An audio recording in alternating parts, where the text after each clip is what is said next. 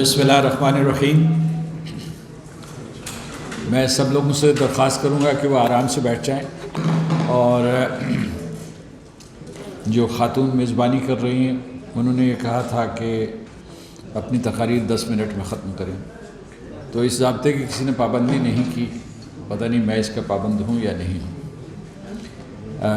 کچھ ہی دن پہلے میں ایک تقریب میں گیا تھا کہ جو ہی اسٹیج پہ گیا، ساتھ ہی ایک بہت ہی چاقو چوبند نوجوان نے مجھے ایک چٹ تھما دی اور اس میں لکھا تھا کہ بات مختصر کی۔ تو دوسرا جو ہے،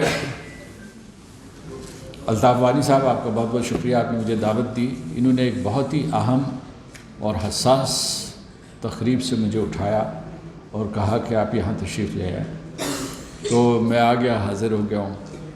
مجھے شک یہ ہو رہا تھا کہ یہ بھی اٹھ کے نہ چلے گئے، کیونکہ جو باقی مقررین ہیں وہ ایک ایک کر کے رخصت ہو چکے ہیں۔ تو جو باقی مادہ لوگ ہیں ان سے میں مخاطب ہوتا ہوں، اور سب سے پہلے جو ہے یہاں جو موجود ہیں اندراوی صاحب، جن کا تعلق کشمیر سے ہے، اور یہ ہمارے لیے فخر کی بات ہے کہ یہ دفتر خارجہ میں ترجمان ہیں، اور یہ ان کے 2 حوالے ہیں، یہ کشمیر سے ہیں اور یہ مقبوضہ کشمیر سے، مطلب یہ خود نہیں لیکن ان کے والدین۔ اور اندرابی نام بہت مشہور ہے آسیہ اندرابی کے حوالے سے۔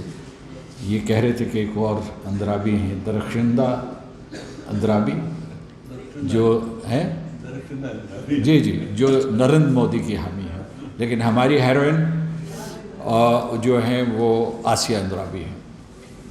اور راجہ سجاد صاحب، آپ نے ہمیشہ اپنی کاوشیں برقرار رکھی ہیں، اور آج بھی جو ہے یہ پورے کے پورے جو پیمفلیٹس یہاں نظر آ رہے ہیں، اس میں آپ کی کوشش کی عکاسی ہے۔ میں اس وقت موجود تھا، صدر تھا جب آپ نے یہ ادارہ بنایا تھا، اور یہ ادارہ پھلتا پھولتا رہا ہے۔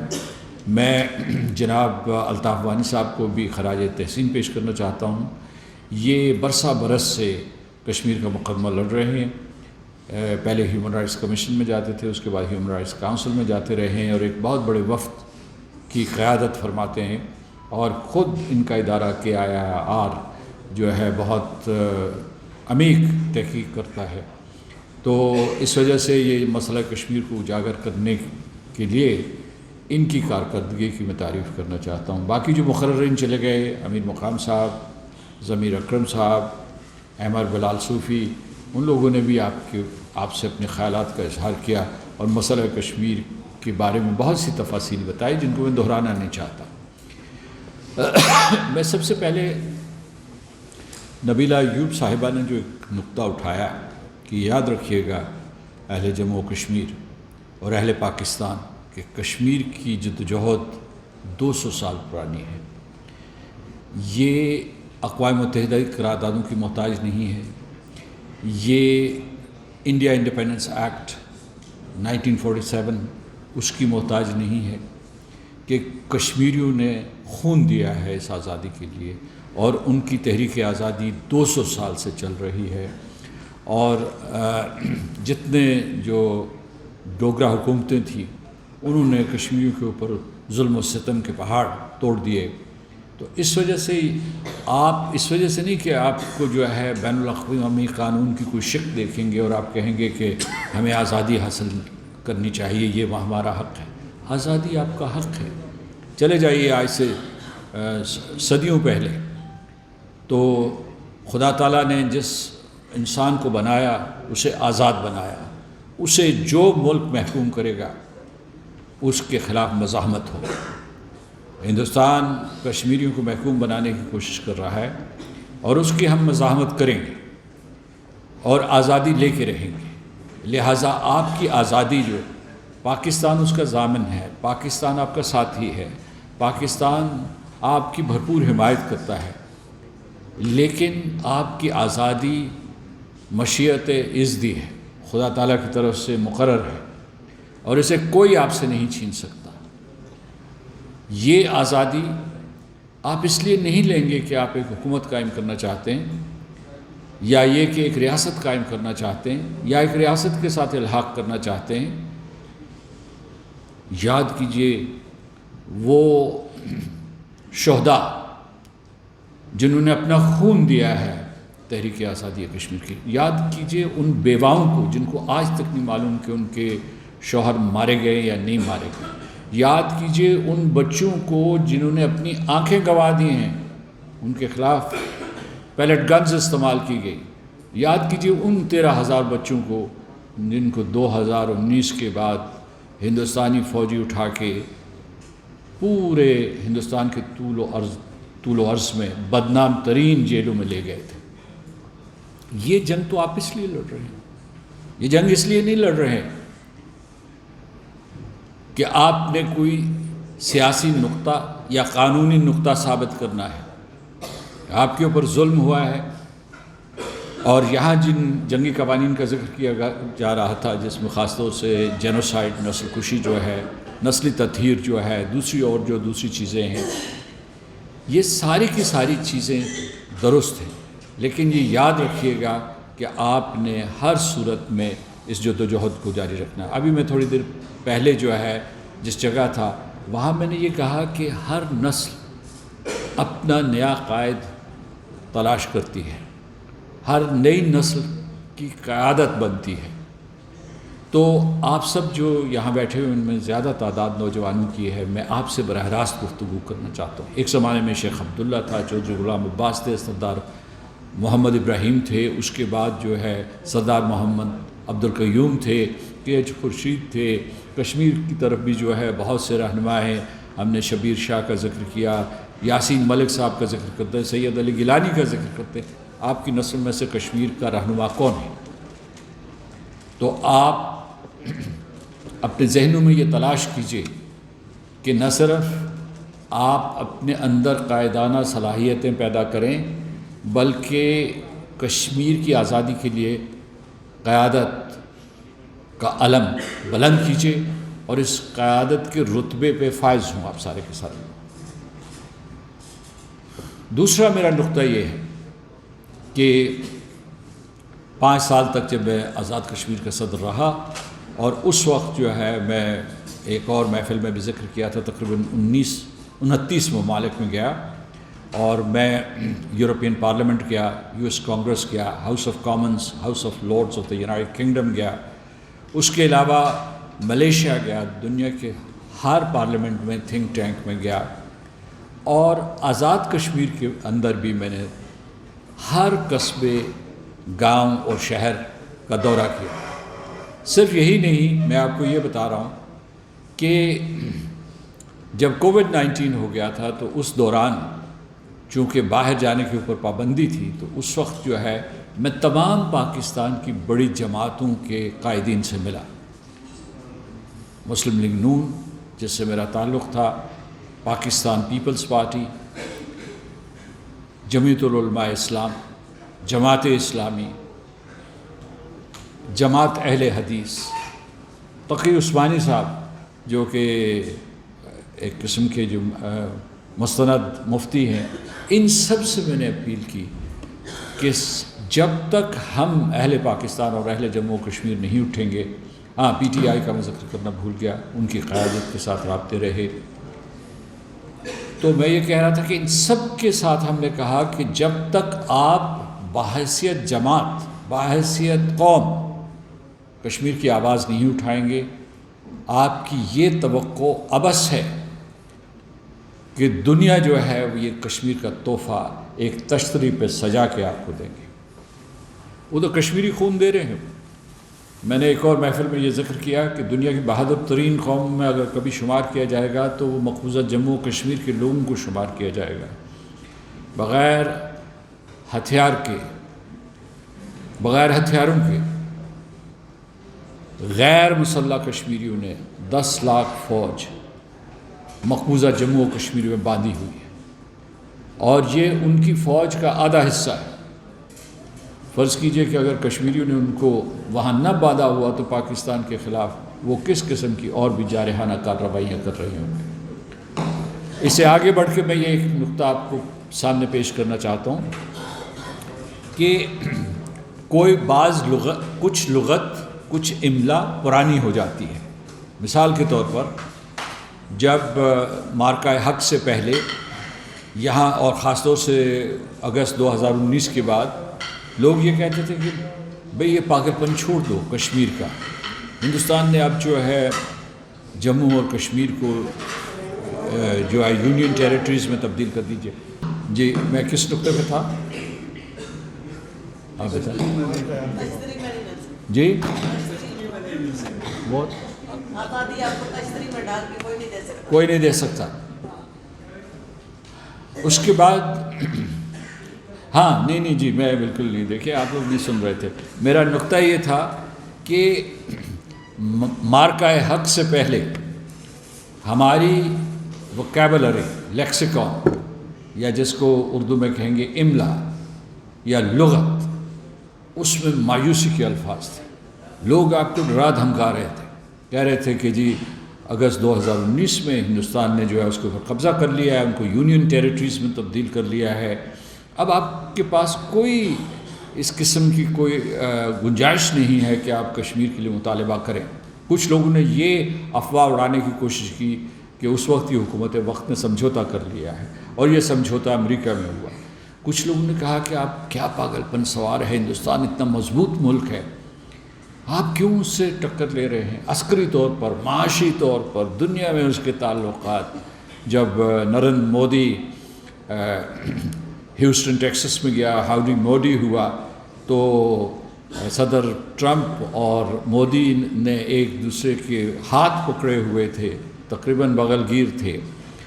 تو وہ کہہ رہے تھے کہ یہ کیا پاگل پن ہے کہ آپ بھی کشمیر کے مسئلے کو اب اٹھا رہے ہیں. اور پھر جو ہے مارکہ حق اور پھر خدا تعالیٰ کی مدد, ہمارے افواج پاکستان کی شاندار کارکردگی, قوم کا اتحاد اور مدد, اور پھر اس کے بعد سفارتی میدان میں ہماری کئی فتوحات, جس کی وجہ سے ہم اس وقت ایسی جگہ پہ موجود ہیں جہاں ہم کشمیر کے لیے مزید کوشش کر سکتے ہیں اور ہمیں کامیابی بھی ہو سکتی ہے. تو اپنی لغت کو تبدیل کیجیے کہ یہ جو مایوسی ہے, پرانے جو فقرے ہیں ان کو دہرانے کی بجائے ہم نے اس غرور متکبر قوم جس کو بھارت کہتے ہیں, جس کے اوپر راشٹریہ سوائم سیوک سنگھ جو ہے حکمران ہے, اس کا تکبر ہم نے مسمار کر کے رکھ دیا. تو آپ لوگ کشمیری ہیں, آپ لوگوں کا ڈی این اے بہت ہی اسٹرانگ ہے, آپ لوگ اہل پاکستان ہیں, آپ لوگ حکمران ہیں, آپ نے پاکستان کی تقدیر بدلنی ہے, آپ نے اہل جموں کشمیر کی تقدیر بدلنی ہے. کچھ سوچ اس قسم کی بنائیے. اس کے بعد جو آخری نقطہ ہے میرا, یہاں بیٹھی ہوئی ہیں محترمہ نبیلہ ایوب صاحبہ. تو آزاد کشمیر میں میں جب باہر جاتا تھا, میں اپنا بھی ذکر کر رہا تھا کہ کس طریقے سے میں ہر Congress, think tank, media networks, کہاں نہیں پہنچا آزاد کشمیر کے اندر پورے پاکستان میں. تو ہم مسئلہ کشمیر اٹھاتے تھے. جب میں امریکہ سے لوٹ کے آیا, گزشتہ برس تک میں امریکہ میں پاکستان کا سفیر تھا, تو مسئلہ آزاد کشمیر سے بحث تھا. اور باہر کے جتنے بڑے بڑے ٹیلی ویژن نیٹ ورکس تھے, اس میں جرمنی کا television, Sky television, B B C, CNN کھوج لگا رہے تھے کہ یہ آزاد کشمیر کا کیا مسئلہ ہے, جوائنٹ عوامی ایکشن کمیٹی کیا چاہتی ہے, حکومت اس کے مطالبات کیوں نہیں پورے کرتی. تو خیر میرا اس سلسلے میں نقطہ یہ ہے کہ جب میں نے ان کے 38 نکات پڑھے تو ان میں سے تقریباً 95% سے تو میں مکمل اتفاق کرتا تھا. پھر یہاں جو ہے آزاد کشمیر کے سلسلے میں سیاسی تجربہ بھی کیا گیا کہ پہلے 2 وزرائے اعظم تبدیل کر دیے گئے, پھر ایک بڑی مخلوط حکومت قائم کر دی گئی اور اس میں کوئی حزب اختلاف ہی نہیں تھا. اور اس کے بعد جو ابھی جس کے لیے میں مبارکباد دینا چاہتا ہوں نبیلہ ایوب صاحبہ, یہ بہت ہی ذہین وکیل ہیں, اور اس کے بعد یہ پلندری سے ان کا تعلق ہے, ہمارا تعلق ایک ہی قبیلے سے ہے, یہ ایک بڑا مضبوط رشتہ ہوتا ہے. لیکن میں ساتھ ساتھ یہ بھی کہنا چاہتا ہوں کہ آپ لوگوں کو مبارک ہو, لیکن اسے سنبھالیے, اسے سنبھالیے، عوام میں اعتماد بحال کیجیے۔ مثلا مجھے خود جو ہے سمجھ میں نہیں آیا کہ اگرچہ آپ سب پچھلی حکومت میں شامل تھے، لیکن پھر آپ نے کہا یہ سارا قصور اس فرد واحد کا ہے، اسے نکالا، پھر نئی حکومت بنائی، اور اس میں سے اس کے جو 2 کمپوننٹس تھے یا عناصر تھے، اس میں سے ایک نے حکومت بنائی، دوسرے حزب اختلاف میں چلے گئے۔ اور یہ میری ناقص سمجھ میں یہ بات نہیں آئی۔ ایک جو ہے بہت ہی ذہین و فطین نوجوان نے مجھے بتایا کہ اس میں کتنی بالیدگی ہے اور ایک باریک نقطہ ہے کہ آپ یہ کر سکتے ہیں۔ تو اس وقت آپ آزاد کشمیر کے مالک ہیں، اور لیکن میری اپیل آپ سے یہ ہے کہ عوام میں اعتماد بحال کیجیے۔ مجھے آپ سے پوری امید ہے، اور یقیناً یہ مشورہ جو ہے یہ وزیر اعظم جو ہے، وزیر اعظم کے بارے میں مجھے یہ خوشی ہے کہ وہ نوجوان ہیں۔ میں نے ابھی اپیل کی تھی کہ وہ نوجوان، یعنی نوجوان کی بھی ڈیفینیشن ہے، آپ سب لوگ جو ہے، آپ میں سے بیشتر جو ہیں وہ 25 سے نیچے ہیں جو مجھے نظر آ رہے ہیں، اور یہ سارے جو اس طرح بیٹھے ہوئے ہیں یہ سمجھتے ہیں کہ وہ 25 کے آس پاس، ٹھیک ہے جی تو لیکن آپ صحیح معنی میں 25 سے نیچے ہیں، ٹھیک ہے۔ تو جو آخری نقطہ، the very last point that I want to share with you، میں نے اندرابی صاحب سے وعدہ کیا تھا کہ انگریزی کا ایک لفظ بھی نہیں استعمال کروں گا۔ اس میں آپ سے یہ کہنا چاہتا ہوں کہ کہتے ہیں کہ ہم آزاد کشمیر کے لوگ جو ہے وہ بیس کیمپ ہیں۔ تو بیس کیمپ میں آپ نے کیا کرنا ہے؟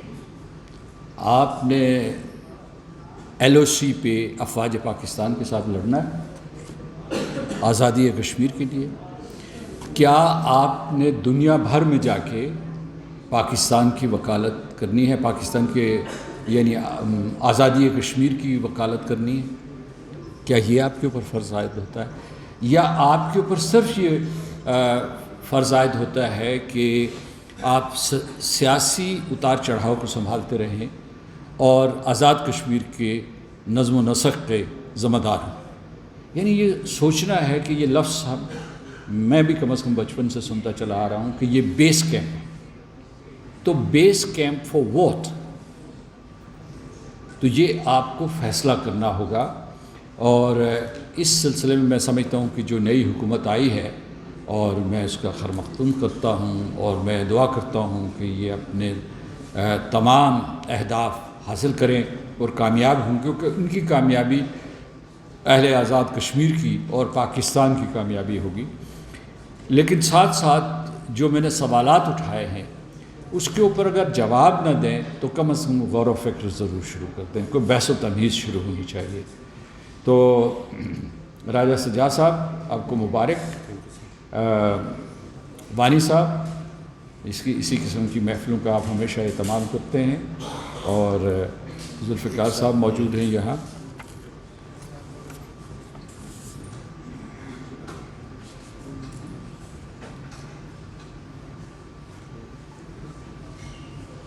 طلوع خورشید،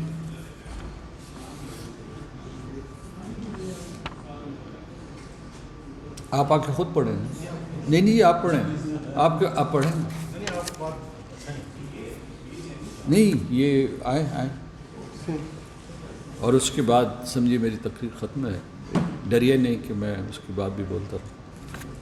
چل، تھینک یو سو مچ سردار صاحب۔ وہ آپ تو آپ کے پاس ایک اختیار بھی ہے اور آپ یہ حیثیت بھی رکھتے ہیں کہ اس پہ آپ کو فوری کوئی نہ کوئی کرنا چاہیے کہ ہمارے جو کشمیر کے جو اہم ایشوز ہیں وہ اس وقت بہت برننگ ہو سکتے ہیں، اور ان کو ہم اٹھائیں گے تو جلدی اس کاز کا جو دنیا بھر میں ایک آپ کہہ سکتے ہیں کہ میڈیا کا یا جو سفارتی حلقوں کا ہے وہ شور بپا ہو سکتا ہے۔ تو وہ یہ ہے کہ ایک تو ہم آزادی پہ سب متفق ہونا چاہیے ہمیں، اور دوسرا آپ کے خود ارادیت ہے۔ اور اس وقت جو برننگ ایشو ہے وہ ہے جو ہمارے اسیران مقبوضہ کشمیر میں قید ہیں، خاص کر یاسین ملک، شبیر شاہ۔ تو اسی پوائنٹ پہ اگر آپ اکٹھے ہو کے نوجوان ایک تحریک چلائیں تو وہ خود بخود سارا مسئلہ کشمیر ایک ابھر کر سامنے آ جائے گا۔ تو یہ سب سے بڑا برننگ ایشو ہے، خاص کر یاسین ملک صاحب کا اور شبیر احمد شاہ صاحب کا۔ تو اس پر اگر متفقہ کو لائحہ عمل بنایا جائے اور جو حریت کانفرنس ہے، کشمیر کی قیادت ہے یا اوورسیز ہیں، وہ مل کر ایک تنظیم یا کوئی ایک تحریک بنا لیں اور اس ایشو کو 2-3 ایشو کو بہت مختصر بات کو لے کر وہ اٹھیں تو وہ کافی کچھ ہو سکتا ہے. شکریہ آپ کا بہت بہت. کیا اسم گرامی؟ خورشید جی، سردار خورشید. یہ طلوع خورشید کے نام سے لکھتا ہوں.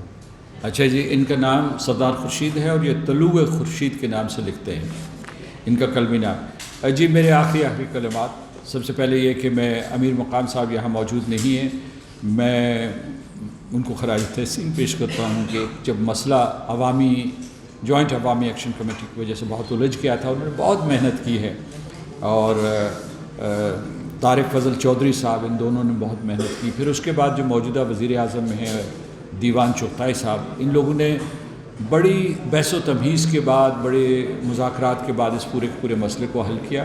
تو اس محفل میں ان کا شکریہ بھی ادا کرنا چاہتا ہوں، ان کی جو ساری کی ساری کاوشیں تھیں. اور آپ سب لوگوں کو میں نے جو اگر آپ نے آج سے کوئی ٹیک اوے ہے وہ یہ ہے کہ آزادی آپ کا حق ہے اور اس کے لیے آپ لڑتے رہیں. بین الاقوامی قوانین بھی موجود ہیں، لیکن آپ کی جو 200 سالہ تحریک ہے اس کو اپنے منطقی انجام تک پہنچائیے. بہت بہت شکریہ خواتین و حضرات.